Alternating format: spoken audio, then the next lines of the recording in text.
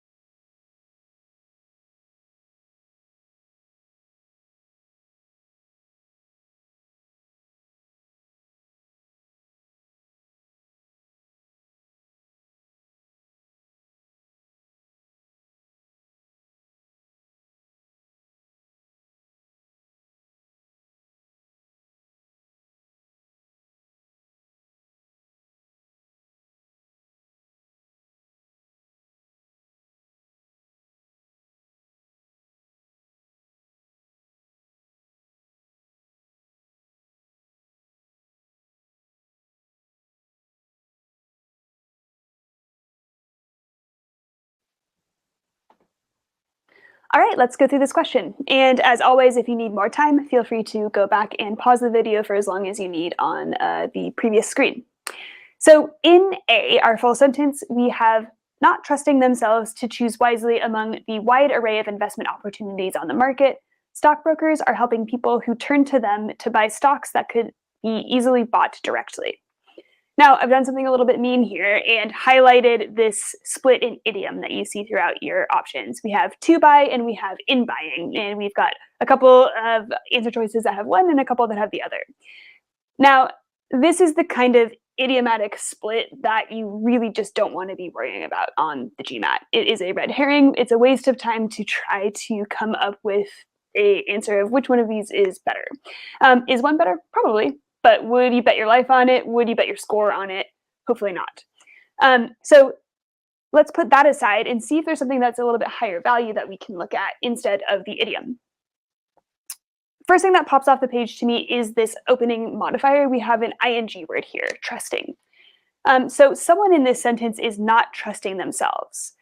And we have two options. We've got the stockbrokers that are not trusting themselves, or many people who are not trusting themselves. So given the context of what's being said by the author, which one of these two groups are the people who are not trusting themselves? Well, it is not the stockbrokers, right? The stockbrokers are the ones helping the people, right? And the ones that are not trusting themselves and instead turning to someone else for help are the many people. So the way A is written, we've got this opening modifier, and then right away it says stockbrokers. So that sets up this meaning where the stockbrokers are the ones that are not trusting themselves. That makes no sense whatsoever, so we can get rid of A. B constructed in the exact same way. The non-underlined portion is still that ing modifier, and the stockbrokers are the ones not trusting themselves, as written in B, which doesn't make any sense, and it's out. Now we've got many people, many people, many people in our remaining options, so we know that all of those are good on the modifier front. Let's take a look and see if there are any other differences in these sentences. First thing that pops out to me in C is that we've got this pronoun them. So see a pronoun, we're looking for a plural noun that can go with that pronoun. And here we've got two options. We've got many people or we've got stockbrokers. Pretty clear from the context of the sentence that it's supposed to be the stockbrokers. So it's these people are turning to stockbrokers for help from the stockbrokers to buy stocks. So potentially it adds a little bit of ambiguity, but more than that is just why is it there? Right? We already know from the other words in the sentence that the help is coming from the stockbrokers. So why do we need to add in this from them additionally to the sentence? It doesn't actually clarify anything whatsoever. It kind of just adds a little bit of fluff and potentially maybe just a little bit of ambiguity. So perhaps not a reason to just get rid of C right off the bat. You might want to see whether you've got better options coming down the pipe. But pretty skeptical that that from them is something that we really want in our sentence. But let's check out and see what else we have here. In D and E, the pronoun goes away. What differences we do have, of course the idiom is different, but again, don't really want to focus on that. The other difference here is the form of this verb. And this could easily be, that gives the sense that right now these stocks could easily be bought directly if these people, just trusted themselves. Versus could have been gives us a sense that it's in the past. So they could have been bought easily. So which time frame makes more sense? Something that happened in the past or something that's happening right now? Well, it's right now that these people are turning to the stockbrokers, right? And it's right now that they're not trusting themselves. So what we want is a sense that they could right now go out and buy these other stocks if they really wanted to directly. It doesn't really make any sense to say, well, they could have been bought easily in the past, so now it's weird that these people are not trusting themselves. We want the sensation that they can't be bought easily right now, they can be bought easily right now, and yet these people are not trusting themselves. So for that reason, this tense makes way more sense than this tense, and that is enough to get rid of D. And now we're left between C and E. Of course, we've got this idiom difference, but the other main difference is that we have the pronoun in C and we do not have it in E. The pronoun, again, just unnecessary. We already know exactly who is providing the help, so there's no need to repeat that it's from the stockbrokers, and it adds just a tiny bit of unnecessary fluff and ambiguity. So might as well choose the one that is a little bit more concise, a little bit more clear, and E is our winner. All right, so overall point of this one is that, yep, there is a split in the idiom. Yeah, maybe one of them is a little bit better than the others, but you don't actually want to focus on that as your first line of defense. Instead, you want to look at the other more high-value stuff where you can reason your way into an answer on the sentence correction question. I'll throw another on the screen. Take your time working through that one, and then we will go through it.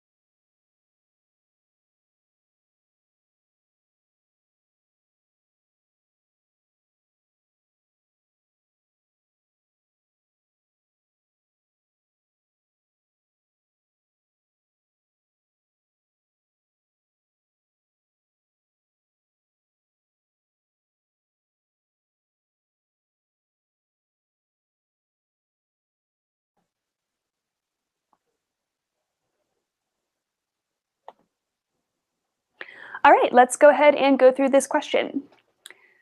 Scientists have recently found evidence that black holes, regions of space in which matter is so concentrated and the pull of gravity so powerful that nothing, not even light, can emerge from them, exist at the core of nearly all galaxies, and the mass of each black hole is proportional to its host galaxy.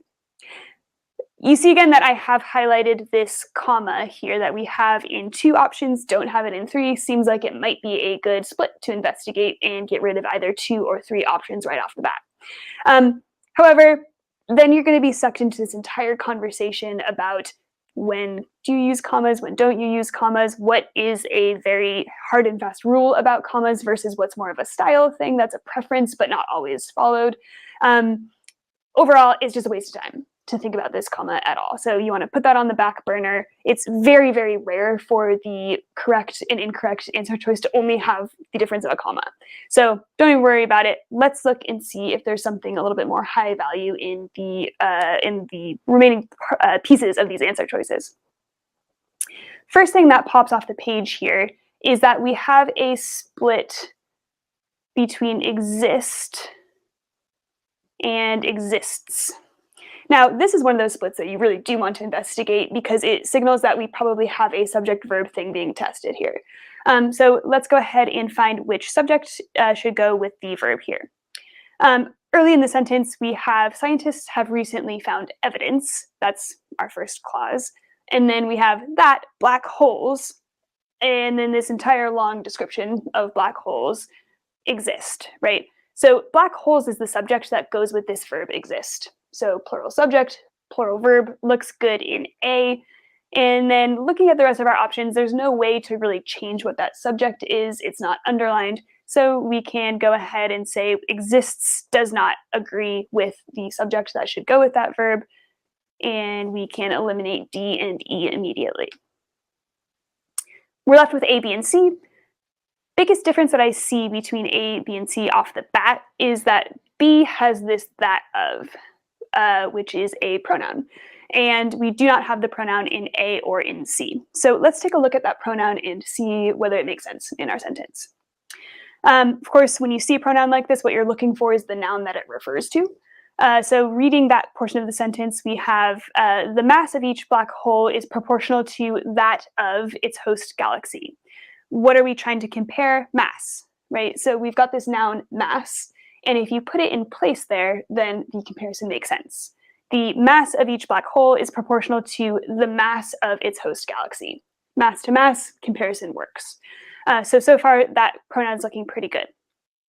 What happens if you remove the pronoun, like we have in A? Well, then you have the mass of each black hole is proportional to its host galaxy. Now we're saying, in a very literal sense, that a mass is proportional to a galaxy.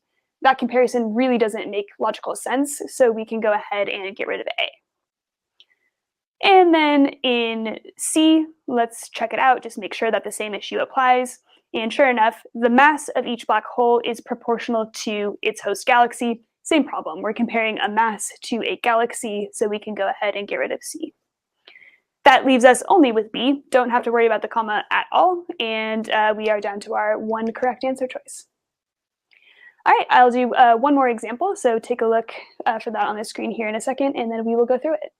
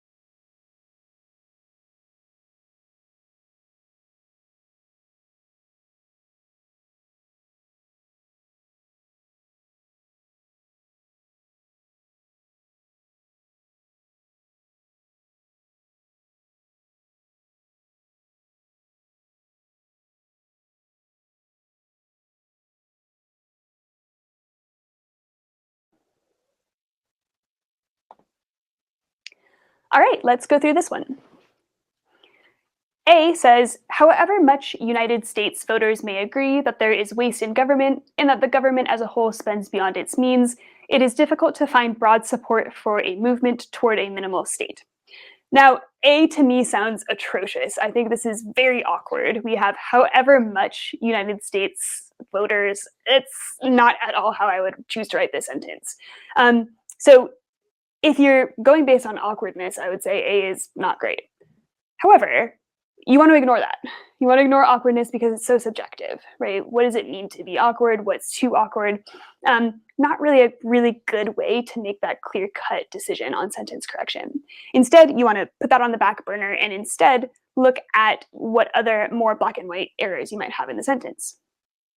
What I see here is that we have this parallelism marker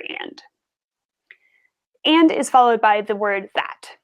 So what I'm looking for earlier in the sentence is something that could be parallel to this that, and here in A, we have it, that.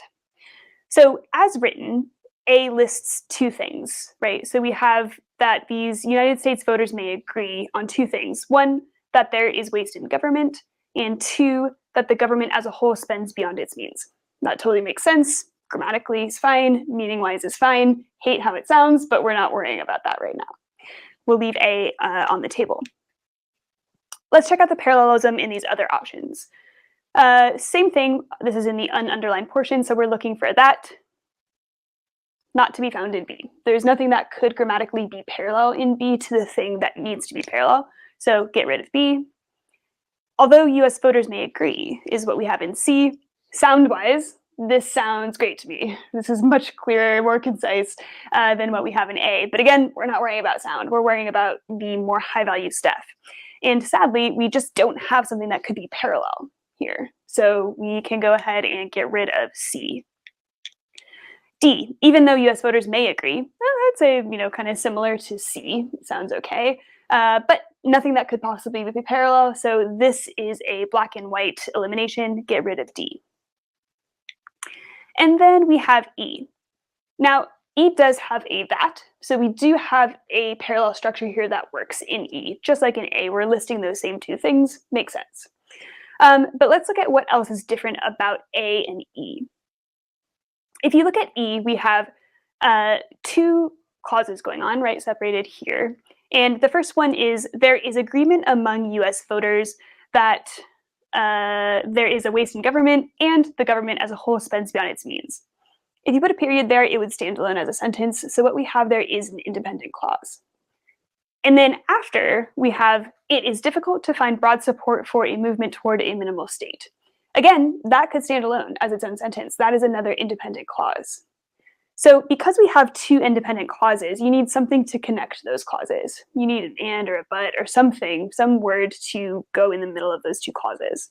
We don't have that, so E is actually grammatically not correct, and you can get rid of it. Which leaves us with only A on the board, so even if you hate how it sounds like I do, it is simply the only option left, and it is the correct answer. So using something like awkwardness or wordiness, something like that, really not going to be the best way to make your eliminations on GMAT sentence correction. Overall, point of this video is just that you should narrow your focus to the high-value stuff, right? You don't have to worry about learning a whole bunch of fancy grammar jargon.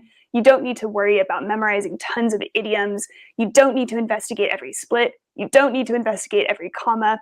And finally, you don't have to worry when things sound a little bit awkward.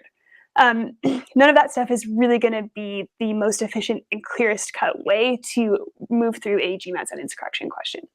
So instead of doing all that stuff, what you should do is focus on the high-value things that we've explored in the rest of this video series, and then get as many eliminations as possible with those things. If you've got some options left at the end of that, which is fairly likely, then you're going to have to just use meaning, logic, clarity, that kind of thing to make your final determination. And we will have more on that final topic in the video next week. So I hope you have enjoyed this video. Please leave comments and yeah, have a great day. Thank you.